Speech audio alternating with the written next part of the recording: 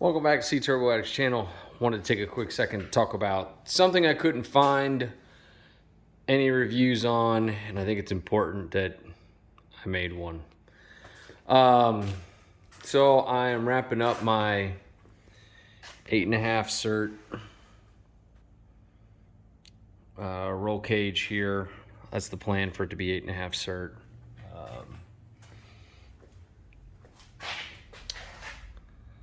Give you an idea of what's going on here. So I originally bought this cage kit from Summit. It is a Rhodes Race Car roll cage kit. Don't buy it. While they have good customer service, I think it's important to kind of note a few things. First and foremost, the main hoop was too short, so I had to call them up. It was too short by almost 2 inches too short. It put the bar like down here, and these sidebars here were like here. They were essentially along the side of your head. Like your helmet would rest against the side of them. It was pretty rough. Also, their style is actually a halo. This is a runner style. And a halo, let me see if I can kind of show you this. A halo would come down here, and the tube would do 90 degrees, run across, do 90 degrees, and come back across. And then there's bars that go down here. The A-pillar bars are separate and get welded in. The halo was too short. The A-pillar bars, if you kind of look down the car line here, this is kind of a good way of seeing it. You can see these A-pillar bars are straight along the door side, and then they do a slight bend with the angle of the windshield and then bend down towards the floor. And I'll kind of show you how they follow. For the most part, they follow the A-pillars there. I wanted to keep my headliner in here. I wanted to put a headliner in this car just for looks. So that's a whole nother conversation. But the bend of this piece was wrong on the Rhodes Race Car. Summit Roll Cage. Summit Racing Rhodes Race Car is the brand roll cage. So I called them originally, and their customer service is awesome. I will give them that. Their customer service is good.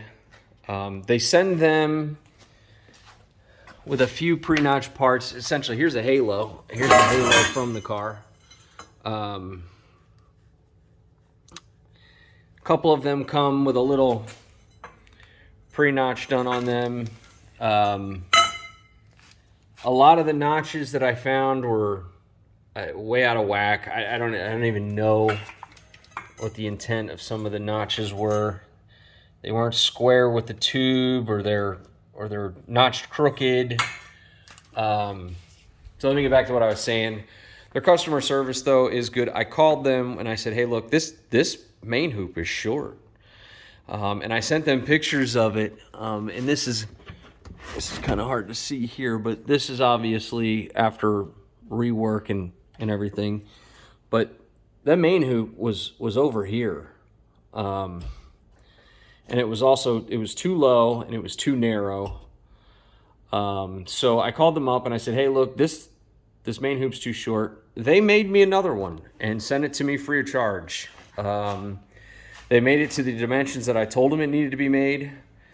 This is just a 91 Foxbody, probably one of the most popular cars to do, low-level drag racing on, and even high-level drag racing for that matter. And the kits these are all pretty much the same damn thing. So they sent me another one. I put the main hoop in. As soon as I started having trouble with the halo, and I wanted to try and maintain a factory dash here, I decided that I was just going to go ahead and go with somebody else. I did have some really good success with S&W Race Cars out of Pennsylvania. I called them up, and they sent me the continuous runner bars. I think it came with a dash bar and then a straight bar for here. Actually, I took the old main hoop that was this one and cut out that section to make it tighter to the windshield and the headliner when I did this. And so, if you're curious, how'd you do the headliner? How is that painted? I cut holes in the floor. These have base plates in them. So I cut a hole once I had the cage roughly in its correct position. Dropped the entire cage through the floor, so the cage is now sitting about here. And welded them completely, painted the entire top, and then shoved the whole thing back up and slid the plates underneath it and welded them in. I guess the only fortunate thing with buying some more parts from S&W, who their customer service was great. I really like those guys. They've actually, I've talked to their marketing people as well.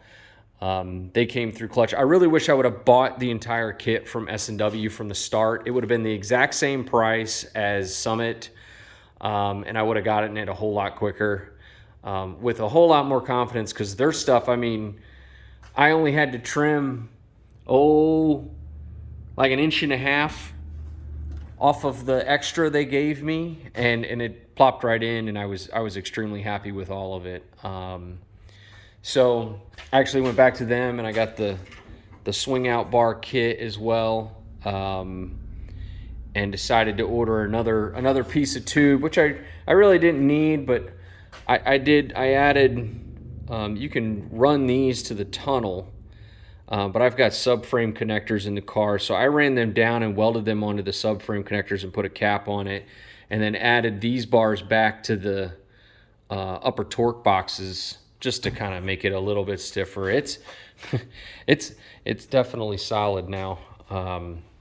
So I just, when I was looking for reviews and information, there's a couple other companies out there that are pretty well known that make some kits that are hold and weld right now. And those are great, but I've heard that you can have some issues with some fitment where they are still a little sloppy because they are pre-notched and pre-cut to length and so on and so forth. But I decided I would do it at home here on my own, and it's not hard. It wasn't horrible, but I mean, I had more trouble with the Rhodes Race Car kit than necessary. So, if you're looking at them, I would suggest taking a look at S&W. This is not a paid promotion for S&W at all, but I would pass on the Rhodes Race Car kit if I were you. Like I said, customer service was great. I feel like they would fix it if I kept calling them back and emailing them. But I mean, it's just too hard when you're building a cage. It has to be all cut to length and all that kind of stuff to be every couple weeks, calling them up and getting a new part remade because the entire kit was wrong. Start with the S&W kit. I think it'd be a lot better. And you can get the full length runner style that goes all the way down. And you can get it in, mild steel, chromoly, all that kind of stuff. So for right around the same price that you would get it off of Summit. So that's just my regular Joe review on this. And, I hope it saves somebody some money in the future. So thanks for watching, guys. More on this car later. This is kind of a new project getting started. A lot of the things that done to these Fox bodies has already been done. So I don't want to kind of bore you with that nonstop, but I just did want to share that, I would stay away from the Rhodes Race Car kit if I were you. So thanks, guys. Thanks for watching.